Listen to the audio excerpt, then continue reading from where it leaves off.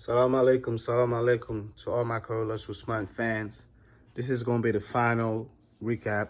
It's been a while. I've been busy with work, busy with trying to take care of my new apartment, renovating it and all that stuff. But I decided to make a final one because I haven't done a recap since episode 60 of season 2. I just watched the season finale last night, episode 64. So I'm going to recap 4 episodes for you guys: 61, 62, 63, and the season finale. Basically, 61, 62, 63.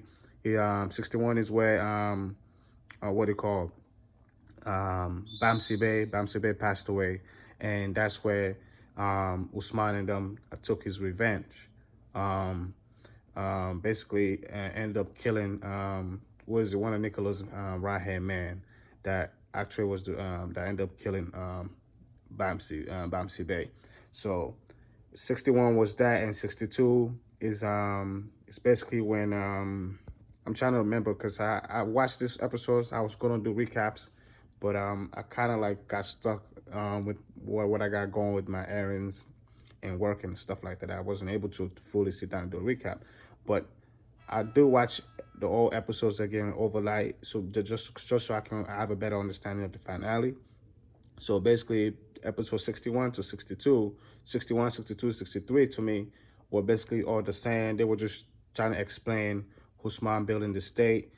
He finally got other beys in the area to obey him. Not basically obey him, to follow him because they believe in him. Because obeying somebody sometimes it means you're being forced to do it. So, but they were willingly following Usman because they see now he's the chosen one. Because not only did he has the Sultan's support, he'd also noticed now that the people feel safer with Usman under Usman's banner.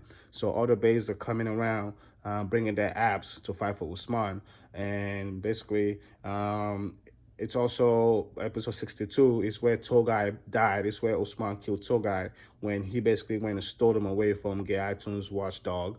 So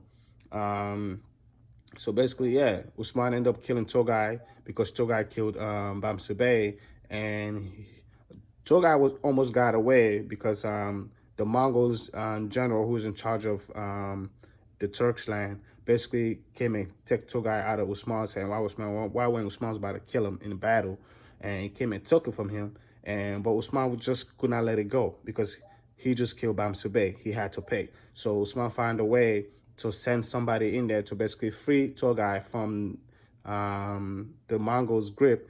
And once he was free out in the bushes, Usman and his guys were waiting. It was a perfect plan. It's like setting a bird up. The dude came to the trap. They got him. And Usman, of course, executed him. Togai and Togai's right hand. He executed both of them in front of the tribe in Sogod. He wanted people to see it. And as a result, because Togai died now, Nicholas realized his main ally in the region has passed away. So, and now he realized the heat is on.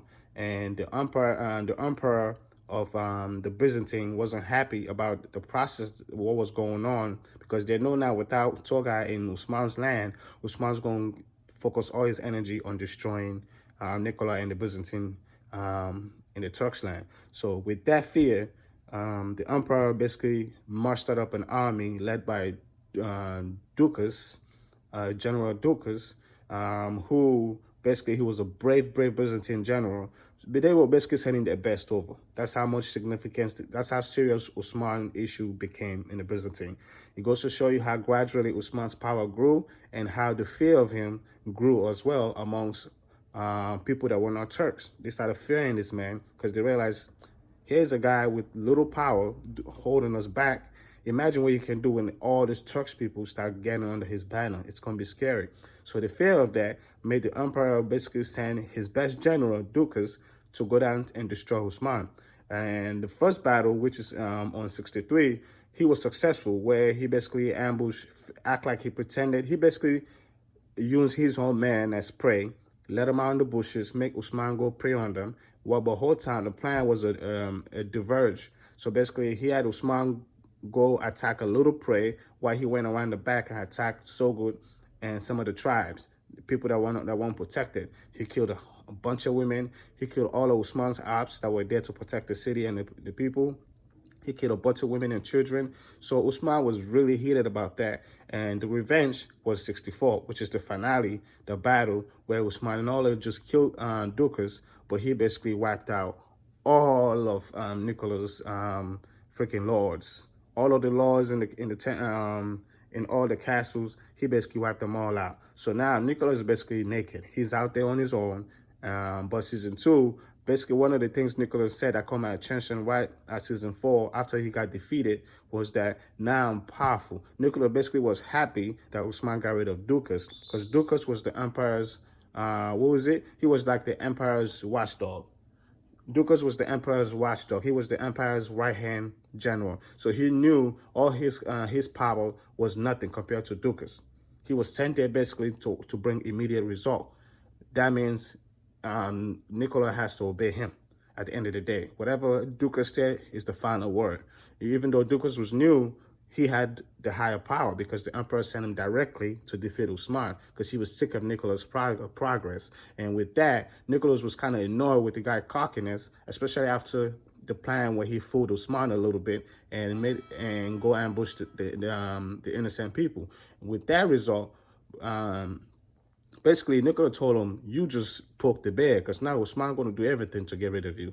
And that's literally what happened in the very next episode, which is 64, the finale, when the final battle took place, when Usman basically wiped out all of the soldiers that got sent by the emperor along with Dukas, and he wiped out basically 90% of the lords, the people that were sending soldiers to Nicola. He basically wiped them out. So now Nicholas is feeling very naked, but however, in his mind, he feel like he's just gonna make him way more powerful because now here is this little snitch that the emperor sent here. He's dead, so now the emperor has no choice but to rely on me because now he realized if Usman can get rid of my bravest general that easily, I have no choice now but to give everything back to Nicola to see what he can do now. So, but with that, I don't even think it matters anymore because now Usman knowledge he's not only closer to his goal of building a state, but he just had his hair, Orhan.